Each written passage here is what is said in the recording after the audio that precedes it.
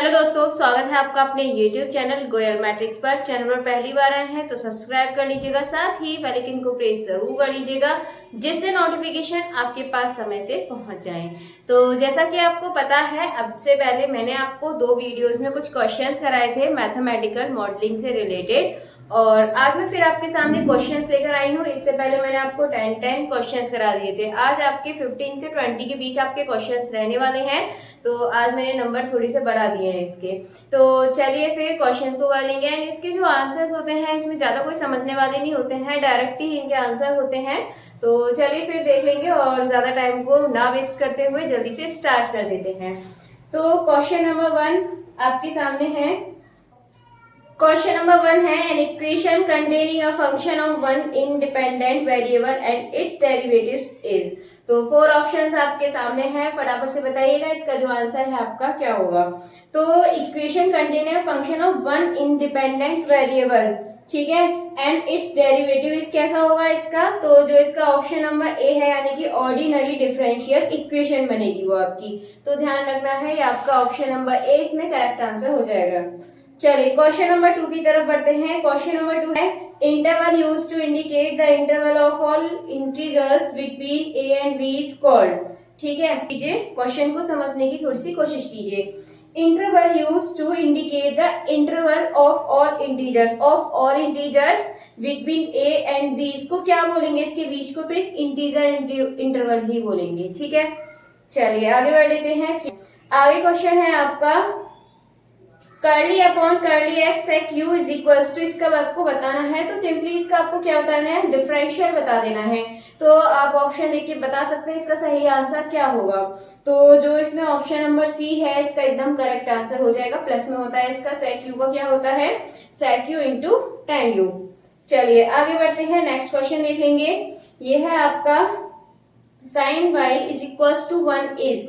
जो आपका ये sine y is equal to 1 है, ये कैसा एक लीनियर इक्वेशन है, नॉन लीनियर इक्वेशन है, अलजेब्रिक इक्वेशन है या फिर लॉजिकल इक्वेशन है। तो ये आपकी लीनियर इक्वेशन नहीं होगी, ये होगी आपकी नॉन लीनियर इक्वेशन, यानी कि ऑप्शन नंबर बी इसका सही आंसर हो जाएगा। चलिए आगे बढ़ते हैं नेक्स्ट क्वेश्चन की तरफ।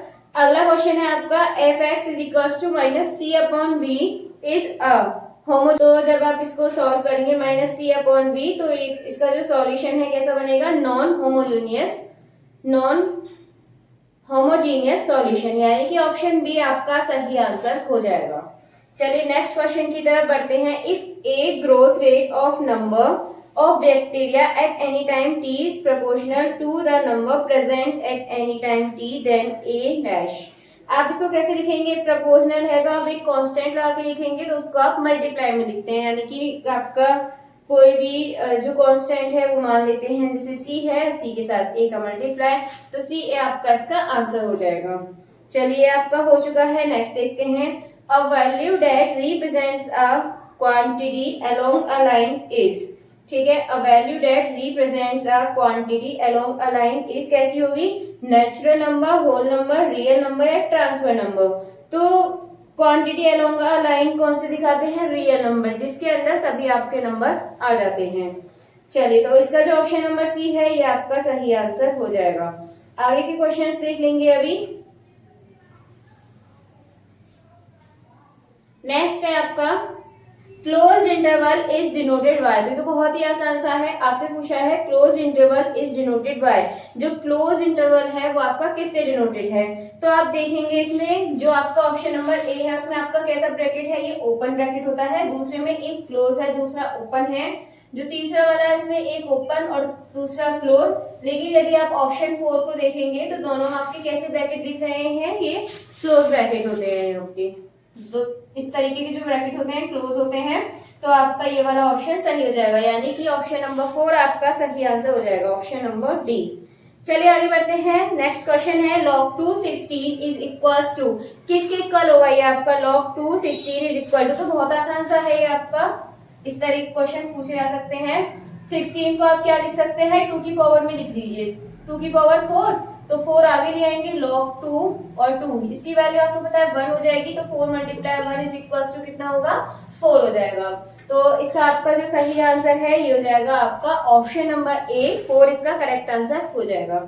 चलिए आगे देखिए next step, and C is a constant then, C एक कांस्टेंट है और आपको क्या बताना है, इसका डेरिवेटिव ही पूछा है आपसे इसका सी का, और ये आपका जब एक कांस्टेंट है तो इसका डेरिवेटिव कैसा होगा, 0 होगा, ये तो नॉर्मल सी बात है। तो इसका जो ऑप्शन नंबर बी है ये आपका सही आंसर हो जाएगा।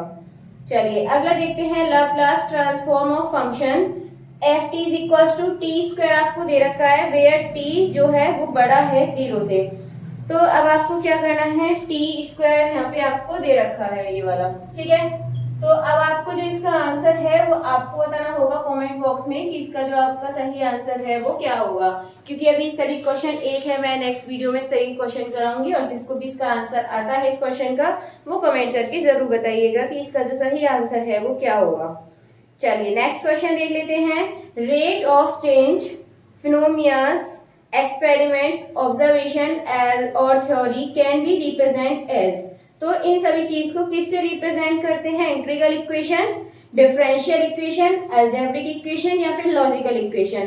तो इसका जो ऑप्शन नंबर बी है ये आपका डिफरेंशियल इक्वेशन, इसमें एक्सपेरिमेंट्स, ऑब्जर्वेशन और थ्योरी सभी चीज आ जाती हैं।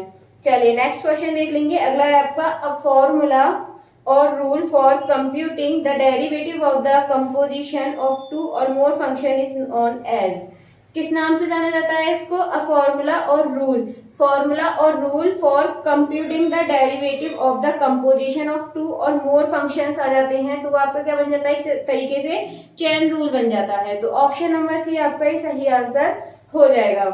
नेक्स्ट आपका D E contains only ordinary derivatives of 1 or more unknown functions or single independent variable it is said to be and, बहुत ही आसान सा क्वेश्चन है, हर क्वेश्चन में अगर आपने पहली वीडियोस दे रखी है वहां पे ऑप्शंस में भी ये बार बार यही यूज हो रहा था। तो इसका भी जो आंसर है आप लोग कमेंट करके बताएंगे कि इसका सही आंसर क्या होगा, ठीक है। चलिए आगे बढ़ते हैं और ये देख लेते हैं क्वेश्चन, डेरिवेटिव ऑफ ई की पावर एक्स की पावर 2, बहुत ही आसान सा क्वेश्चन है आपका।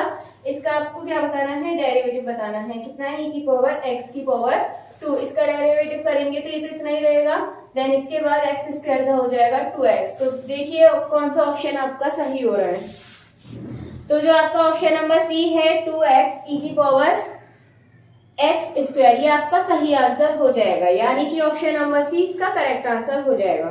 चलिए आगे देखते हैं, नेक्स्ट क्वेश्चन है आपके सामने, type of mathematics that converts problem of calculus to algebraic problem is known as, ठीक है, mathematical that converts problem of calculation to algebraic, calculus से अलजेब्रिक में प्रॉब्लम को क्या करना, कन्वर्ट करना ही आपका क्या होता है, डायनेमिक कैलकुलस, स्टैटिक कैलकुलस या फिर आपका ऑपरेशन कैलकुलस या फिर थ्योरेटिकल कैलकुलस। तो इसका जो आपका सही आंसर है ये हो जाएगा आपका option number C, operational calculus. चलिए तो फिर आज आपके 15 क्वेश्चंस कंप्लीट हो चुके हैं, जिसमें से 2 क्वेश्चन के आंसर आपको बताने हैं कि इसमें से 2 क्वेश्चन के आंसर क्या होंगे, कमेंट करके जरूर बताइएगा। साथ में आप ये भी बताइएगा इन 15 क्वेश्चंस में से आपको कितने क्वेश्चंस ऑलरेडी आते थे। चलिए फिर अभी की वीडियो में आपके लिए इतने ही क्वेश्चंस काफी है, मिलेंगे हमारी नेक्स्ट वीडियो में ज्यादा से क्वेश्चंस के साथ। तब तक के लिए आप ज्यादा से ज्यादा वीडियो को जितना भी हो सके लाइक, कॉमेंट, शेयर करते जाइएगा।